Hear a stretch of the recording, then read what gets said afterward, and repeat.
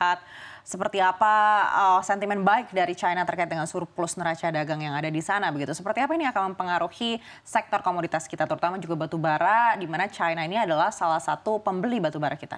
Oke, memang cukup menarik ya. Jadi di China sendiri kan memang mencatatkan surplus neraca perdagangan untuk periode Januari dengan Februari ini ya. Dan kalau kita menilik lebih jauh, surplus neraca dagang ini kan terjadi karena adanya ekspor dan impor. Dan ternyata ekspor di sana naik, impornya juga naik. Nah, kita itu punya partner dagang itu paling besar ke China ya, baik impor maupun ekspor. Jadi tentu ini akan memberikan inflow lah ke kita dan terutama di komoditas ya. Kalau kita menelisik lagi komoditas apa yang paling banyak kita ekspor ke sana itu kan ada besi dan baja, kemudian juga batu bara dan CPO ya. Kalau kita ngomongin batu bara sendiri ya, hari ini kan beberapa ada yang rilis laporan keuangan juga ya. Jadi selain dari Cina ternyata juga ada impact dari hasil kinerja sepanjang tahun lalu. Ya kalau kita melihat pertumbuhan memang turun begitu, tetapi kalau kita melihat dari harga juga ya, karena kan harganya turun.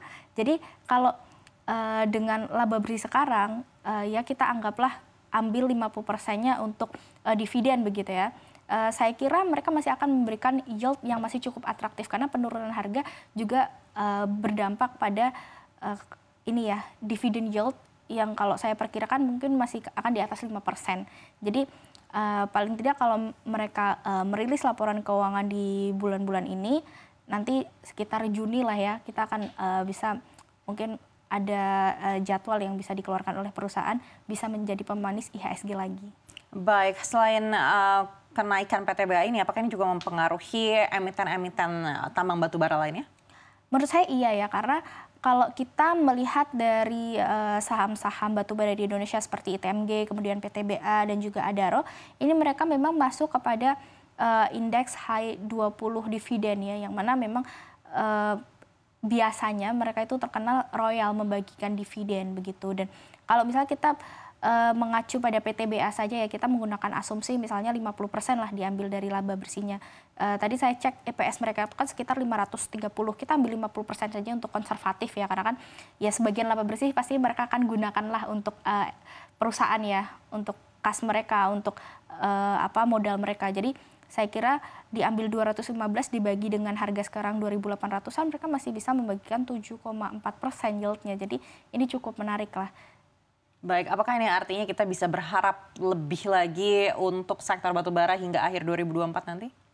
Kalau saya kira secara fundamental ya, maksudnya kita melihat dari iklim saja kan ini kan sudah mulai kembali menghangat ya, dan dari winter ini kan sudah selesai begitu, jadi saya kira untuk permintaan tidak seatraktif akhir tahun ya, tetapi ini kan sifatnya lebih ke cyclical saja begitu. Nanti kalau misalnya masuk ke Desember lagi tentu permintaan akan batu bara juga akan meningkat lagi.